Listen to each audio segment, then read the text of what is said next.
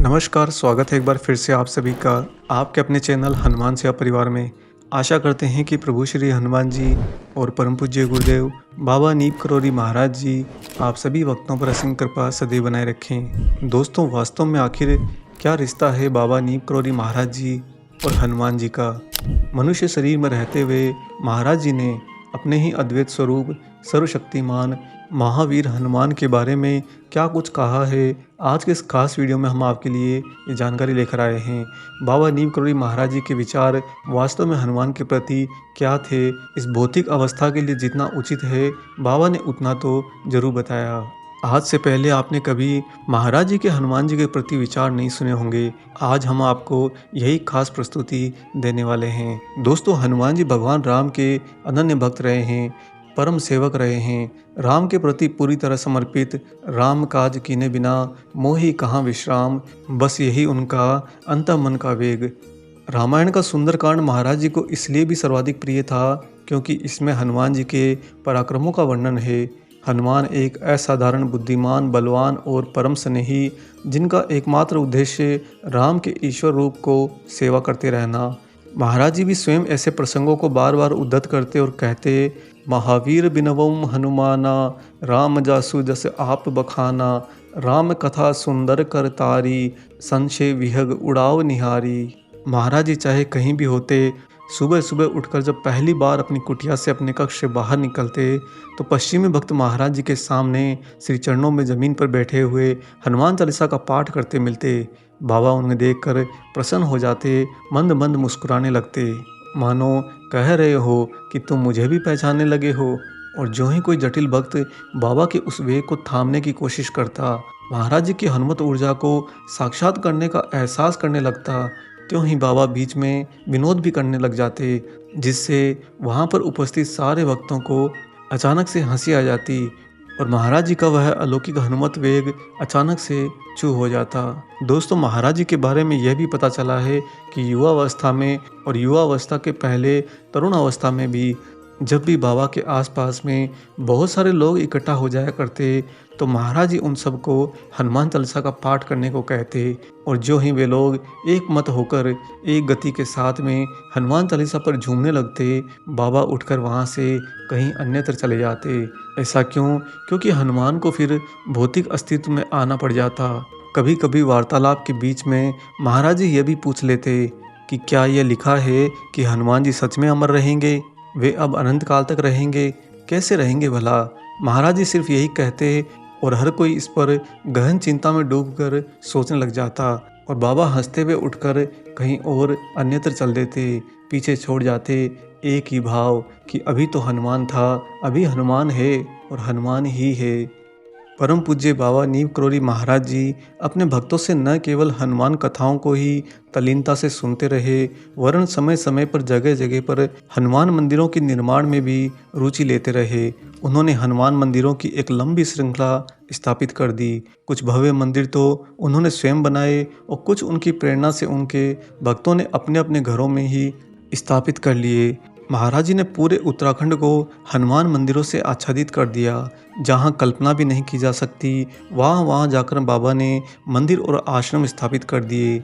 इसका अनुमान लगाना असंभव है कि महाराज जी की प्रेरणा से वास्तव में कितने हनुमान मंदिरों का निर्माण हुआ है। मंदिरों के निर्माण के आरंभ से लेकर अंत तक कोई न कोई विलक्षण शिक्षा जरूर छिपी होती। मंदिरों के निर्माण में लगे भक्तों की आत्मन में आस्था अपने आप ही प्रगाढ़ होती जाती और सभी भक्त हनुमान जी की सेवा में निरंतर डूब जाते। वास्तव में हनुमान जी और महाराज जी के संबंध भक्तों के मन में अविरल रूप से जागृत हो गए। वे निरंतर हनुमान जी की चर्चा करते थे। उन्होंने विदेशी भक्तों में से अनेक को हनुमान के ही नाम दिए जो किसी न किसी रूप में हनुमान जी से ही जुड़े थे। कई लोगों को आध्यात्मिक चेतना भी दी, जिससे वे स्वतः ही हनुमान जी के समीप पहुंच गए। महाराज जी ने एक तरह से इनडायरेक्टली लोगों को अपनी ही ओर बुलाया। अलौकिक मर्यादाओं में रहते हुए इस भौतिक जगत के साथ में बाबा ने कोई छेड़छाड़ नहीं करी, अपितु चुपके से यहाँ पर धर्म की पताका लहराकर धर्म का प्रचार प्रसार करके चले गए।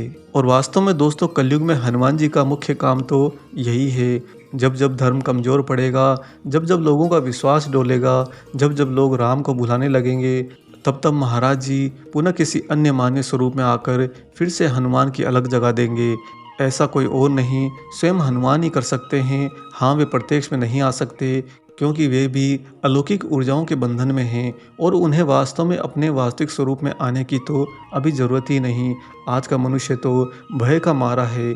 यहाँ तक आज का मनुष्य भय के कारण ही तो भक्ति करता है, और जो लोग अंदर से इतने डरे हैं वो तो वास्तव में कितने कमज़ोर हैं। ऐसे कमज़ोरों के बीच में आकर वास्तविक हनुमान जी भला क्या करेंगे? इससे बेहतर है कि पहले मनुष्यों का भय हटा दिया जाए, उन्हें भय रहित बनाया जाए, फिर वे भक्ति के मार्ग पर आगे चलें और धर्म की रक्षा करें। कालांतर में जब जरूरत पड़ेगी तब हनुमान जी स्वतः ही अपने वास्तविक स्वरूप में आ जाएंगे और उसके बाद में बाबा नीम करोली महाराज जी पुनः कभी दिखाई नहीं देंगे।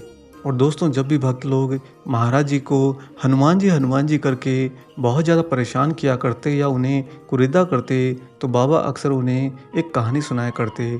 आइए आपको भी सुनाते हैं वह कहानी जो बाबा अक्सर हनुमान जी के परिप्रेक्ष्य में सुनाते थे। इस कहानी को सुनने के बाद में आप स्वयं निश्चय कीजिएगा कि इस कहानी का मुख्य पात्र कौन है, हनुमान है कि महाराज जी हैं। महाराज जी कहानी कुछ यूँ बताते कि एक छोटे से गांव में एक छोटा सा हनुमान जी का मंदिर था। प्राय ऐसी ही वहाँ पर प्रथा रही कि जब भी कोई भक्त चढ़ावे के लिए मिठाई लेकर आता तो उस मंदिर का पुजारी उस कमरे या उस बड़े जाले में ले जाता जहाँ पर मुख्य मूर्ति होती, और वहाँ पर प्रसाद ले जाकर पर्दा लगा देता। फिर वह उस मिठाई को उपयुक्त मंत्रोच्चार के साथ में मूर्ति को चढ़ा देता। इसके बाद में पुजारी उस मिठाई में से कुछ बच्चों को बांटने के लिए निकाल कर अलग रख देता और बाकी उसी भक्त को प्रसाद के रूप में लौटा देता, जिसे भक्त हनुमान जी का प्रसाद समझकर ग्रहण कर लेता। एक बार ऐसा हुआ कि हनुमान जी के उस बूढ़े पुजारी को किसी संबंधी के बीमार पड़ने के कारण घर जाना पड़ गया। वह पुजारी अपनी जगह एक नौजवान युवक को पूजा पाठ के लिए वहीं पर रख गया, और उस बूढ़े पुजारी के चले जाने के बाद में जब वहाँ के भक्तगण चढ़ावे के लिए मिठाई लेकर आए तो यह नौजवान उसे पर्दे के पीछे लेकर चला गया। उसने मिठाई हनुमान जी की मूर्ति को अर्पित करी, परंतु हनुमान जी ने उसमें से कुछ भी नहीं खाया।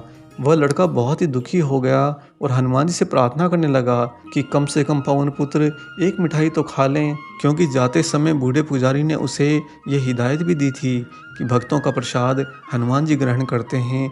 वह ठहरा भोला मानस, उसने वह बात गांठ बांध ली और यही कारण से उसने हनुमान जी से सीधा कह दिया कि कम से कम एक मिठाई तो खा लो ताकि मुझे तसल्ली हो जाए। परंतु मूर्ति कहाँ मिठाई खाती है दोस्तों। जब हनुमान जी ने कोई मिठाई नहीं खाई तो उस नौजवान युवक को गुस्सा आ गया और वह एक छड़ी लेकर हनुमान जी को ही पीटने लगा। एकाएक उसकी थाली में से एक मिठाई का टुकड़ा हवा में गायब हो गया। जब उस नौजवान ने खुली आंखों से ये देखा तो बाहर आकर उसने भक्तों को ये बताया कि हनुमान जी ने उनका प्रसाद ग्रहण कर लिया है। चूँकि भक्तों को वहाँ पर हमेशा उनके द्वारा लाए गए प्रसाद का अधिकांशतः हिस्सा वापस कर दिया जाता था, परंतु इस बार हनुमान जी के द्वारा मिठाई खा लेने के कारण ऐसा नहीं हुआ। तब वहाँ पर आए भक्तों ने यही निष्कर्ष निकाला कि शायद इस नौजवान लड़के ने प्रसाद अपने लिए रख लिया है, और फिर उन्होंने उसे पीट कर वहाँ से भगा दिया। जब थोड़े ही समय बाद में वह वृद्ध पुजारी लौट कर आया और उसने सारी दास्तान सुनी तो कहने लगा कि सारे जीवन भर मैंने यही आशा की थी कि इतना पवित्र हो जाऊं ताकि मेरी भेंट हनुमान जी स्वयं स्वीकार कर लें।